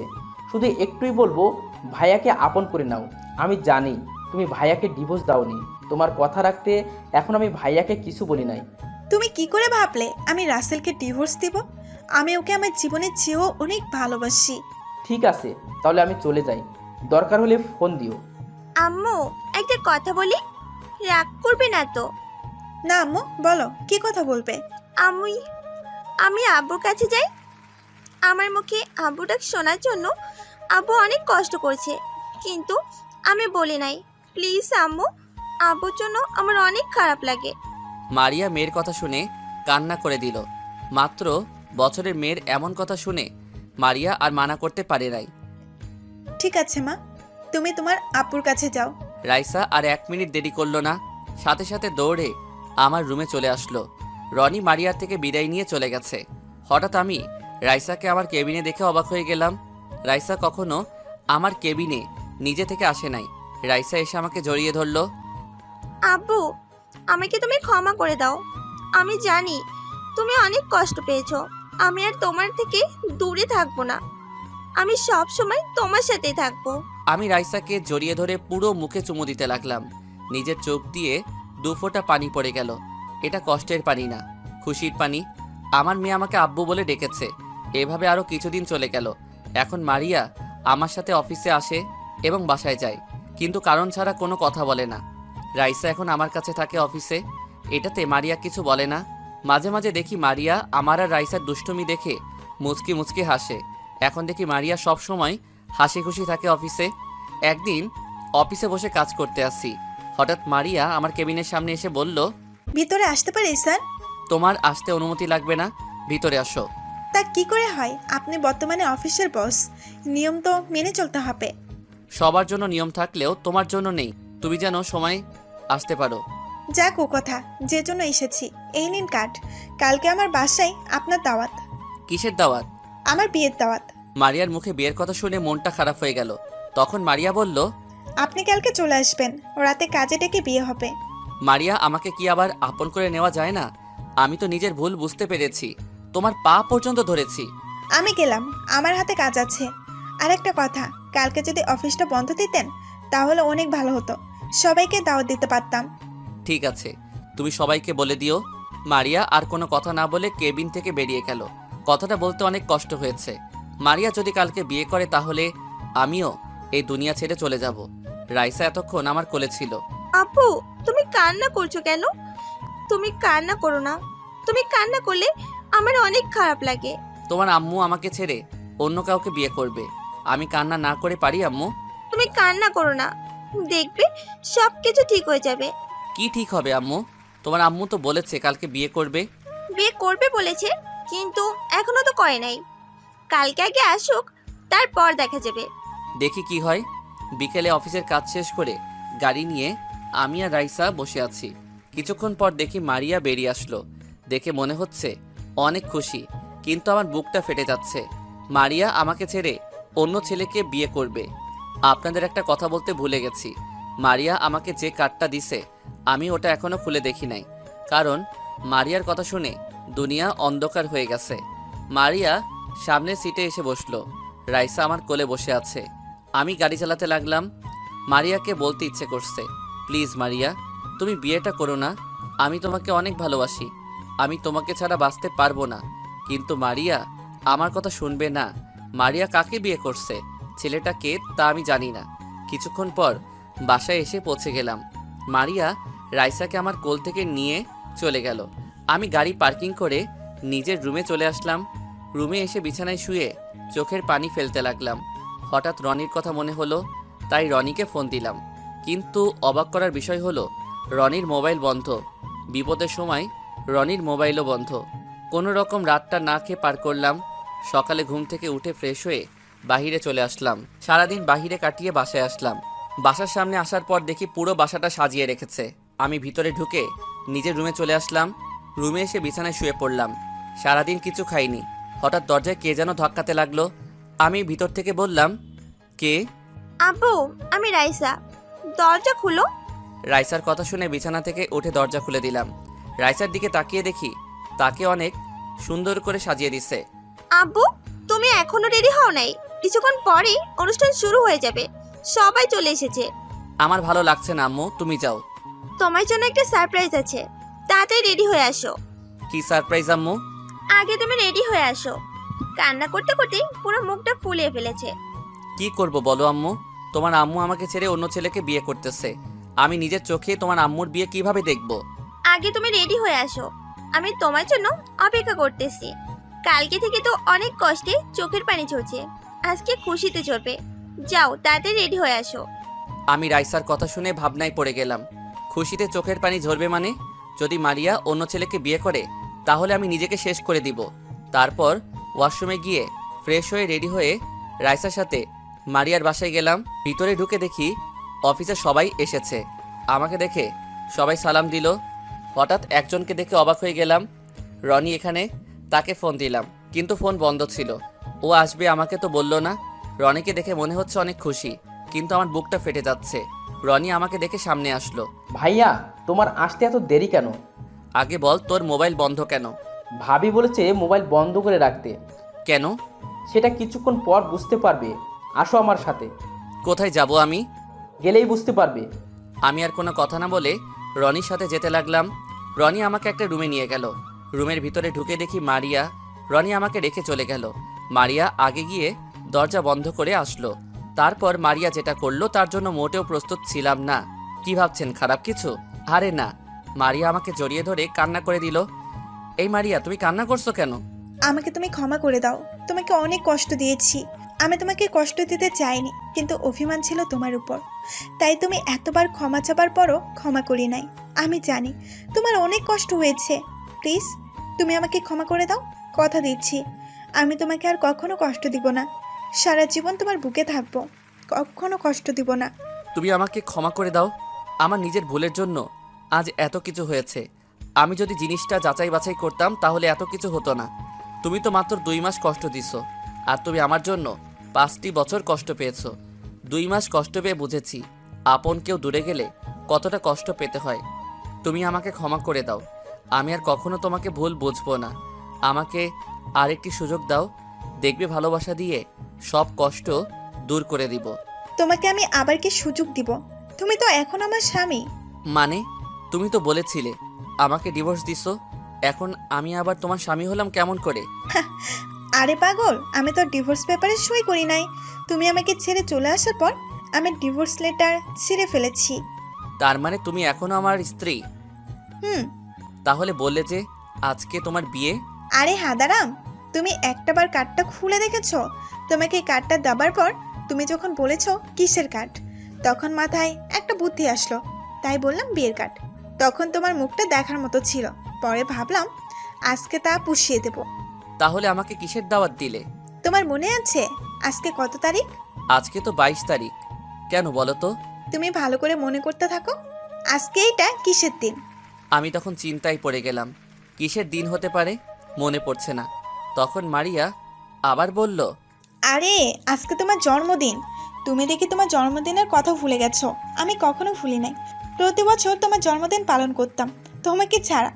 তাই আজকে ছোট্ট করে একটা অনুষ্ঠান করলাম, তোমার অফিসের সবাইকে দাওয়াত দিলাম। আমি সাথে সাথেই মারিয়াকে জড়িয়ে ধরে কান্না করে দিলাম। মেয়েটা আমাকে এত ভালোবাসে, আমি কি করে পারলাম ওকে ডিভোর্স দিতে? এখন নিজেকে নিজেই শেষ করে দিতে ইচ্ছে করছে। আর কান্না করতে হবে না, চলো সবাই বাইরে তোমার জন্য অপেক্ষা করতে আসছে। আমি চোখের পানি মুছে মারিয়ার সাথে রুম থেকে বেরিয়ে সবার সামনে গেলাম। আমি তাকিয়ে দেখি রিয়া, জীবন তারাও এসেছে। আরও দুজনকে দেখলাম, তারা আর কেউ নয়, আকাশ আর বিথি। মারিয়া আমায় ধরে কেকের সামনে নিয়ে গেল। রাইসা আমার আর মারিয়ার মাঝখানে দাঁড়িয়েছে, রনি আমার পাশে, আর আকাশ আর বিথি মারিয়ার সাথে দাঁড়িয়ে। তারপর আমি কেক কাটলাম, সবাই আমাকে উইশ করলো। আমি প্রথমে রাইসাকে খাইয়ে দিলাম, তারপর রনিকে খাইয়ে দিলাম, তারপর আরও অনেককে খাইয়ে দিলাম। সবাই মজা করতে আছে। রাইসা আমার কোলে বসে আছে, মারিয়া আমার ঘাড়ে মাথা দিয়ে সবার নাচ গান উপভোগ করতে আছে। হঠাৎ রনি আমার সামনে এসে একটা চেয়ার নিয়ে বসলো। কি ভাইয়া, সারপ্রাইজ কেমন দিলাম? আমি জীবনে ভাবতে পারিনি এমন সারপ্রাইজ দিবি। এটা আমরা কিছু করি নাই, সব কিছু ভাবি করছে। গতকাল ভাবি আমাকে সব কিছু খুলে বলেছে, আর মোবাইল বন্ধ করে রাখতে বলেছে। ভাবি জানে তুমি আমার কাছে ফোন দিবে, তাই আমি মোবাইল বন্ধ করে রেখেছি। এটা না বললে তো সারপ্রাইজ দিতে পারতাম না, আর আমি এই দিনের অপেক্ষায় ছিলাম এতদিন, তোমাকে সব কিছু খুলে বলবো। আমি কিন্তু আছি তোমার সাথে, আমিও বাবাকে বলি নাই। আমার বুড়িটা অনেক পেকে গেছে। দেখতে হবে না কার মেয়ে। আরও কিছুক্ষণ কথা বললাম, সবাই সবার বাসায় চলে গেছে। যাওয়ার সময় আমাকেও বলে গেছে। রাতে আমি মারিয়ার বিছানায় শুয়ে আছি। কিছুক্ষণ পর দেখি মারিয়া রাইসাকে সাথে করে নিয়ে আসলো। যা শালার, মনে করছে আজকে বউকে 5 বছরে জমে থাকা সব আদর দিব, কিন্তু মারিয়া রাইসাকে দুজনের মাঝখানে শুয়াই দিল। রাইসা আমার দিকে হেসে বলল, আব্বু মন খারাপ হয়ে গেছে বুঝি? আমি কিন্তু আসতে চাইনি, আম্মু আমাকে সাথে করে নিয়ে এসেছে। আমি রনি চাচুর সাথে ছিলাম। তুমি যেন আমার সাথে দুষ্টুমি করতে না পারো, তাই রাইসাকে নিয়ে আসলাম। আমি কোনো কথা না বলে অন্যদিকে মুখ ঘুরিয়ে শুয়ে পড়লাম। হঠাৎ মাঝরাতে কে যেন আমাকে পেছন থেকে জড়িয়ে ধরে শুয়ে আছে। আমি মনে করছি রাইসা, কিন্তু না, মারিয়া আমাকে জড়িয়ে ধরে শুয়ে আছে। আমি তার দিকে এক পলকে তাকিয়ে আছি। মারিয়ার ঠোঁট দুটোর দিকে তাকিয়ে লোভ সামলাতে পারি নাই। যেই না মারিয়ার ঠোঁটের দিকে ঠোঁট নিয়ে গেলাম, হঠাৎ মারিয়া বলে উঠল, জড়িয়ে ধরতে পারো, কিস করতে পারো, তবে বেশি ভেতরে এখন যেতে পারবে না। আমি তোমাকে আবার বিয়ে করে নতুন করে শুরু করতে চাই। তুমি এখনো ঘুমাও নাই? আমি জানি আমার জানটা রাগ করেছে, তাই তাকে জড়িয়ে ধরে শুয়ে নিলাম, কিন্তু ঘুমাইনি। আমি আর দেরি না করে মারিয়ার ঠোঁটের সাথে ঠোঁট লাগিয়ে দিলাম। দুজনে দুজনকে পাগলের মতো কিস করতে লাগলাম। মারিয়াও আমার সাথে তাল মিলিয়ে চলছে। প্রায় 5 মিনিট পর ছেড়ে দিলাম। তারপর দুজন দুজনকে জড়িয়ে ধরে শুয়ে পড়লাম। আজ রনির গায়ে হলুদ। রনির বিয়ে হচ্ছে তার বসের মেয়ের সাথে। মেয়েটার নাম সাইমা। সাইমা নাকি রনিকে অফিসে দেখে পছন্দ করে ফেলে। সাইমা বিদেশ থেকে পড়াশোনা করে এসেছে। তার বাবা আমাদের সাথে কথা বলে সব কিছু ঠিক করে। তো যাই হোক, আমি রুমে রেডি হয়ে নিচে গেলাম। হঠাৎ একটা জায়গা চোখে পড়তেই মাথা পুরো গরম হয়ে যায়। আমি দেখি কিছু ছেলে মারিয়াকে ডিস্টার্ব করছে। মারিয়া চোখের পানি ফেলছে, তাই আমি দাঁড়িয়ে না থেকে তাদের সামনে গেলাম। এখানে কি হয়েছে? তোকে বলতে যাব কেন? বলতে তোদের হবে। আর তোরা ওকে কি বলেছিস? ও কান্না করে কেন? বলেছি, পাখি তোমার কি বিয়ে হয়েছে? না হলে আমরা তো আছি। তুমি দেখতে কিন্তু ভীষণ। সে তাদের কথা শুনে মাথা গরম হয়ে গেল। আমি সবগুলো ছেলেকে মারতে লাগলাম। সব মেহমান দাঁড়িয়ে দেখছে। তোদের সাহস কি করে হয় আমার স্ত্রীকে খারাপ কথা বলার? তোদের ঘরে কি মা বোন নেই? মেয়ে মানুষ দেখলে হুঁশ থাকে না? এখানে কি হয়েছে ভাইয়া?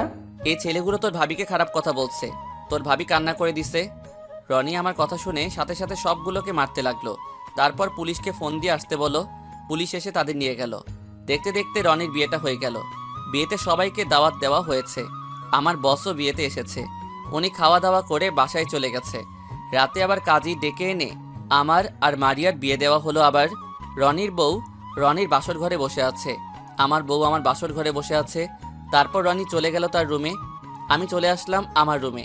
রাইসাকে তার নানা নানির সাথে রেখেছে। আমি রুমে ঢুকে দরজা লাগিয়ে বিছানার দিকে যেতে লাগলাম। মারিয়া আমাকে দেখে নিচে এসে পা ধরে সালাম করতে এলে আমি তাকে বুকে জড়িয়ে ধরি। তারপর 2 রাকাত নফল নামাজ আদায় করে বিছানায় গিয়ে বসলাম। মারিয়া ঘোমটা দিয়ে বসে আছে। আমি মারিয়ার ঘোমটা সরিয়ে দেখি মারিয়াকে অনেক সুন্দর লাগছে। আজকে তোমার যা কিছু করতে মন চাই করো, আমি তোমাকে বাধা দিব না। তুমি বাধা দিলেও আমি আজকে তোমার সাথে ওটা করব। কোনটা করবে? তুমি বুঝো না? না বললে বুঝবো কেমন করে? প্রথম বাসরের সময় কি করছি মনে নেই? আজকে সেটাই করব। তো করো, তোমাকে বাধা দিচ্ছে কে? কিন্তু আমার পাঠক পাঠিকারা তাকিয়ে আছে তাদের সামনে কিভাবে করব? আমার বুঝি লজ্জা লাগে না? তাহলে যাও, লাইট অফ করে দিয়ে আসো। এই তো আমার লক্ষ্মী বউ, এতক্ষণ একটা কথা বলছো, এখন আর দেখবে না আমরা কি করি? আমি বিছানা থেকে নেমে লাইটটা অফ করে দিয়ে আসলাম। তারপর বিছানায় এসে মারিয়াকে বিছানায় ফেলে দিয়ে তার ঠোঁটে আমার ঠোঁটটা লাগিয়ে দিলাম। তারপর মারিয়ার পুরো শরীরে কিস করতে লাগলাম। আস্তে আস্তে নিচের দিকে আসতে লাগলাম। বাহ বাহ, আপনারা এত লুচু কেন? এখনও তাকিয়ে আছেন? অনেক দেখেছেন, আর দেখা লাগবে না। বাকিটা ঘোড়ার ডিম। এখন আমি শুধু অফিসে কাজ করি, মারিয়া আর সাইমা বাসায় থাকে। রনি তার শ্বশুরের অফিস দেখাশোনা করে। রাইসাকে একটা ইন্টার গার্ডেনে ভর্তি করিয়ে দিছি। আল্লাহ দিলে আমাদের সংসার ভালোভাবে চলছে। সবাই আমাদের জন্য দোয়া করবেন। ও আপনাদের তো বলতে ভুলে গেছি, আমাদের বিয়ের পর আরও 2টা বিয়ের দাওয়াত খেয়েছি। আকাশ আর বিথির, রিয়া আর জীবন, তারাও বিয়ে করেছে। তো সবাই ভালো থাকবেন। আল্লাহ হাফেজ। তো কেমন হয়েছে জানাবেন। হয়তো শেষ পর্ব ভালোভাবে সাজিয়ে লিখতে পারি নাই, তারপরেও বলবেন কেমন হয়েছে। সবাই লাইক এবং কমেন্ট দিয়ে জানাবেন কেমন হয়েছে। প্লিজ ভাই, এত কষ্ট করে আপনাদের জন্য গল্প লিখি, আপনাদের মনের অনুভূতি জানাবেন। 30 সেকেন্ড সময় লাগে কমেন্ট করতে।